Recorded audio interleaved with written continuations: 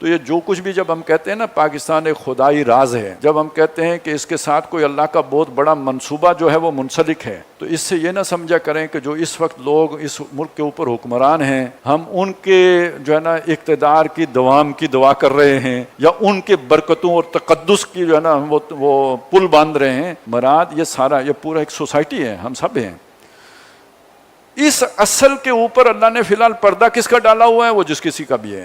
آخر کار کیا ہوگا؟ وہ جو مصر میں موسیٰ علیہ السلام کے ہاتھوں ہوا، جب وہ رائٹ ٹائم آئے گا، جب وہ وقت آئے گا، اللہ تعالیٰ ایک اچھی قیادت بھی لے آئے گا، بہتر لوگ بھی لے آئے گا، اور یہ سارے وسائل ان کے لیے استعمال ہوں گے۔ اور آج اگر ہم نے ان کی دشمنی میں اس ملک کی جڑیں کھود دیں تو کل کون آ کے یہ جو وسائل ہیں ان کو استعمال کرے؟ کیسے بنیں گے؟ ہندوستان میں رہ کے بنیں گے؟ امریکہ کی زیر سرپرستی بنیں گے؟ یہ بات ہے جو سمجھنے کی ہے، اس کو پلے باندھیں۔ تو یہ عیسیٰ علیہ السلام کے ساتھ یہ ہوا تھا کہ جو اشرافیہ تھی اس نے ان کی بات نہیں مانی تھی، انہوں نے کفر کیا، نہ صرف کفر کیا بلکہ اپنے بس پڑتے سولی چڑھانے کی کوشش کی، لیکن جب آ کے انہوں نے عوام کے اندر پکار لگائی تو ایسے لوگ سامنے آئے، تھوڑے تھے لیکن آئے، اسی عوام سے نکل کے آئے۔ یا ایھا الذین آمنوا، اے وہ لوگوں جو ایمان لائے ہو، کونوا انصار اللہ، خطاب مسلمانوں سے ہے، اللہ کے مددگار بنو۔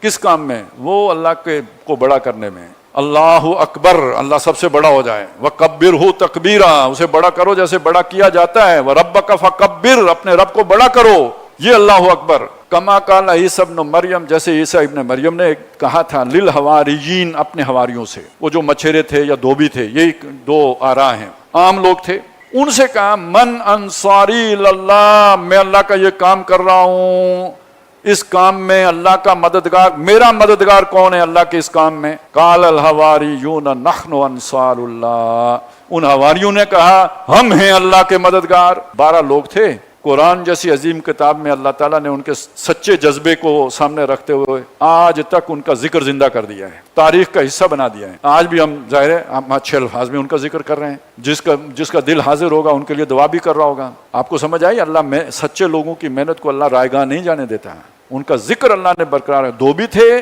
یا مچھیرے تھے، اس سے زیادہ ان کا کوئی سٹیٹس اس معاشرے میں نہیں تھا، لیکن خلوص سے حضرت عیسیٰ علیہ السلام کے ساتھ آ کے وابستہ ہوئے۔ اللہ تعالیٰ نے ان کو مثال بنا کے حضور کے امتیوں کے سامنے پیش کیا کہ ان کی طرح تم مددگار بنو اللہ کے۔ تو اس مدد کا مطلب صرف جنگ و جدال ہی نہیں ہوتا، انہوں نے جنگ و جدال نہیں کی تھی، صرف ان کے ساتھ جم کے کھڑے ہو گئے تھے۔ اب آپ سمجھیں کہ وہ جو ہے نا اللہ کے لیے کھڑے ہو جانا، جھیلنا اور برداشت کرنا، وہ جو حضرت بلال پہ بیت رہی تھی، جو استقامت کا مظاہرہ کر رہے تھے، وہ بھی سچا ہونے کا ثبوت تھا۔ اس سے اللہ تعالیٰ جو ہے نا بیزار نہیں ہوتا، اللہ خوش ہوتا ہے، میرا بندہ میرے لیے اتنی قربانیاں دے رہے ہیں۔ اس کی آخری سٹیج جب اتنی طاقت جمع ہو جائے، جب بنیان مرصوص، بلال اتنے ہو جائیں کہ بنیان مرصوص بن جائے، اب وہ مرحلہ قتال کا آئے گا۔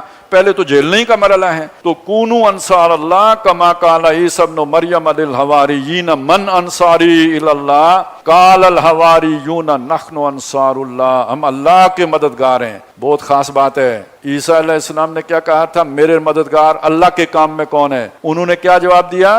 ہم اللہ کے مددگار ہیں۔ کیا جملہ اللہ نے ان کے زبانوں سے نکلوایا ہے، عیسیٰ تم ہو یا نہ ہو ہم یہ مدد نہیں چھوڑیں گے۔ اور عیسیٰ نہیں رہے، اور آج پوری دنیا کا سب سے بڑا مذہب، جو بھی کچھ بدل گیا، جو بھی ہوا وہ علیحدہ بات ہے، لیکن ان کی قربانیوں کا صلہ ہے جو انہوں نے وہ کھڑے رہے تو یہ ہوا۔ تو معلوم ہوا کہ اللہ تھوڑوں کے ذریعے سے اتنی بڑی، اگر مخلص ہوں تو اتنی بڑی تبدیلی لے آتا ہے۔ لیکن ہمارے لیے اس میں رہنمائی کیا؟ شخصیت نہیں۔ اگر اللہ کے رسول کو چھوڑ کے اللہ نے کہا یوں کلوایا کہ اللہ کے مددگار ہیں، تو میں اور آپ کس کے مددگار ہوں گے؟ اگر ہم یہ دعوت قبول کر لیں، یہ فکر سمجھ لیں اور اس کے لیے چلنے کے لیے تیار ہوں، تو اصل میں کس کے مددگار ہوں گے؟ کسی شخص کے نہیں، کسی جماعت کے نہیں، اصل ہمارا رشتہ اللہ کے ساتھ ہوگا۔